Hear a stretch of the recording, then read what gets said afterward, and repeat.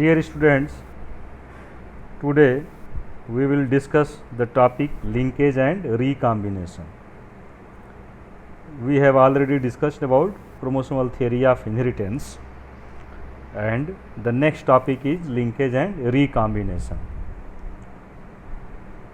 The experimental verification of chromosomal theory of inheritance was carried out by Thomas Hunt Morgan. The experimental verification of chromosomal theory of inheritance was carried out by Thomas Hunt Morgan.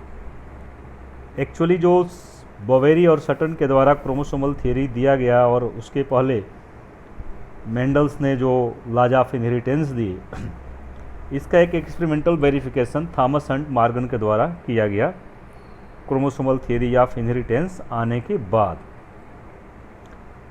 Morgan worked out with the tiny fruit flies Drosophila melanogaster, which were found very suitable for such studies.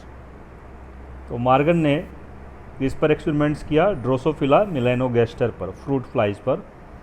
And why did Morgan choose the Drosophila melanogaster? क्यों Drosophila melanogaster को ही उन्होंने choose किया? जैसे Mendel's के case में पूछा जाता है क्वेश्चन कि why did Mendel choose pea plants Pisum sativum, तो उसके बहुत सारे रीजन आपको बताया गया है. In the same way here the question is that why did Morgan choose Drosophila melanogaster? Drosophila melanogaster को ही मॉर्गन ने क्यों चूज किया? So some reasons are given here.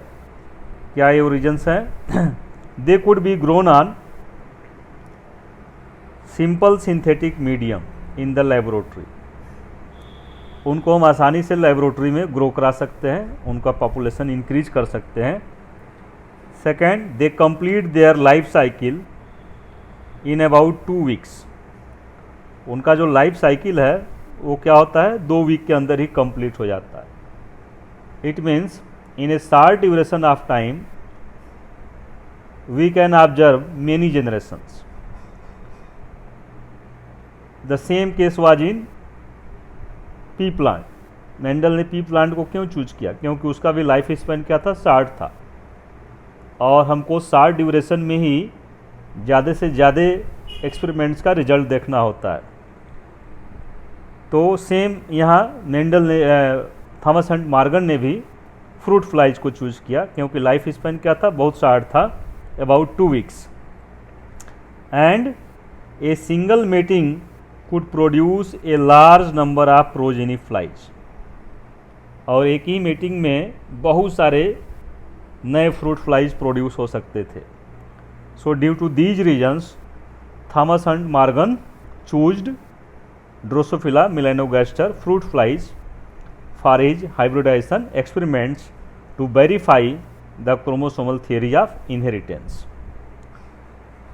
There was a clear differentiation of the sexes. The male and female flies are easily distinguishable. एक और reason था fruit fly को choose करने के पीछे, जो मेल और फीमेल थे they can be identified easily. उनको हम आसानी से डिस्टिंग्विश कर सकते थे. So these are some reasons due to which Morgan choose Drosophila melanogaster for his experiments. Now the topic linkage and recombination. Linkage and recombination कैसे Morgan के इस एक्सपेरिमेंट से रिलेटेड है, वी विल नो हियर.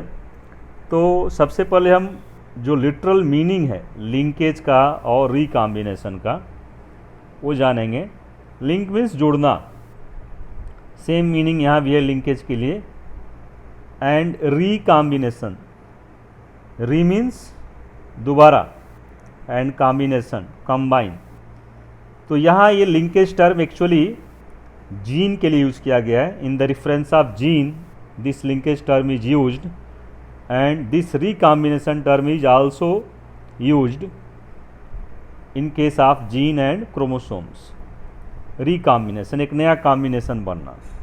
तो literal meaning linkage means जुटना, association, and recombination means formation of new combination. So to verify the chromosomal theory of inheritance, Morgan carried out several dihybrid crosses in Drosophila. Just like Mendel carried out several dihybrid crosses in case of pea plant by choosing two traits, in the same way Morgan carried out several dihybrid crosses choosing two traits. The crosses were similar to dihybrid crosses carried out by Mendel in peas. Mendel ने P plants में जैसे dihybrid क्रासेज किए, ठीक वैसे ही Morgan ने Drosophila मिलेनोगैस्टर में dihybrid क्रासेज किए। एक चीज़ यहाँ और आपको जानना है कि स्पेशली यहाँ उन्होंने उन जीन्स का स्टडी किया जो सेक्स लिंक्ड थे। Morgan studied such genes in drosophila which were sex linked, specially located on the X chromosome. ऐसे जीन्स या ट्रेट का स्टडी उन्होंने किया जो स्पेशली कहाँ लोकेटेड थे, एक्स क्रोमोसोम पर।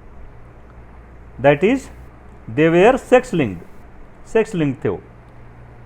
The crosses were similar to dihybrid crosses carried out by Mendel in peas. For example, Morgan hybridized yellow-bodied, white-eyed females.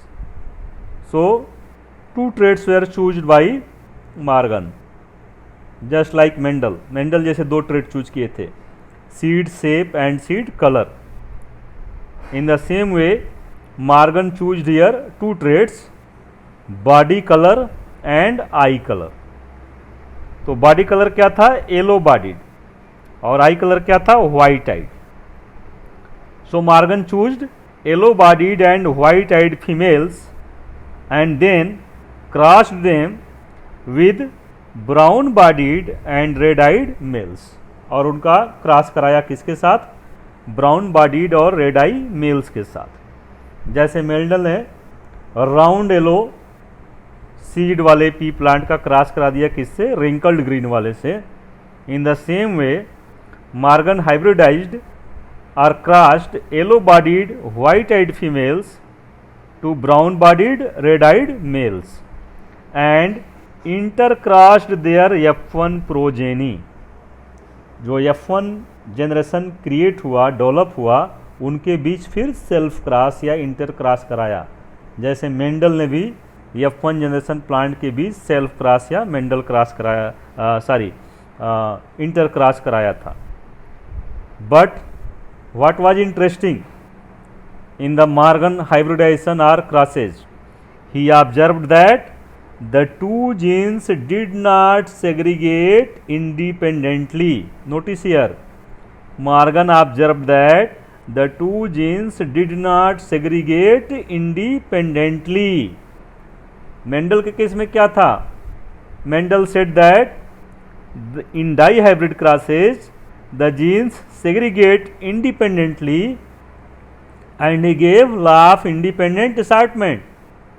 But in case of Morgan experiments, hybridization experiments with Drosophila, he found that the two genes did not segregate independently of each other and the F2 ratio deviated very significantly from the 9:3:3:1 which was in Mendel dihybrid experiments.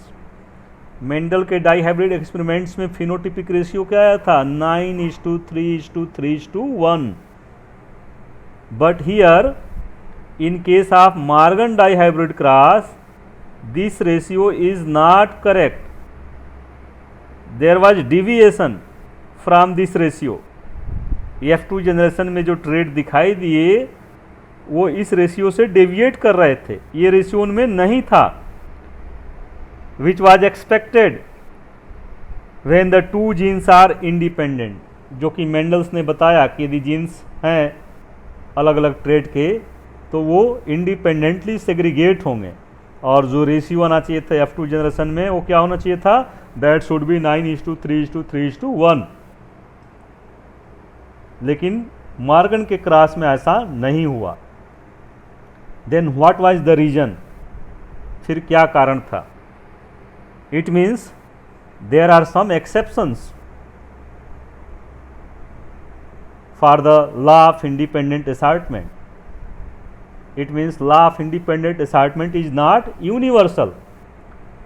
It is not correct for all cases of inheritance. सारे inheritance cases के लिए correct नहीं है. Okay तो ये video ज़्यादा duration का ना हो इसलिए मैं क्लोज कर रहा हूँ पार्ट 1. नेक्स्ट पार्ट यहाँ से आगे हम लोग डिस्कस करेंगे. Thank you.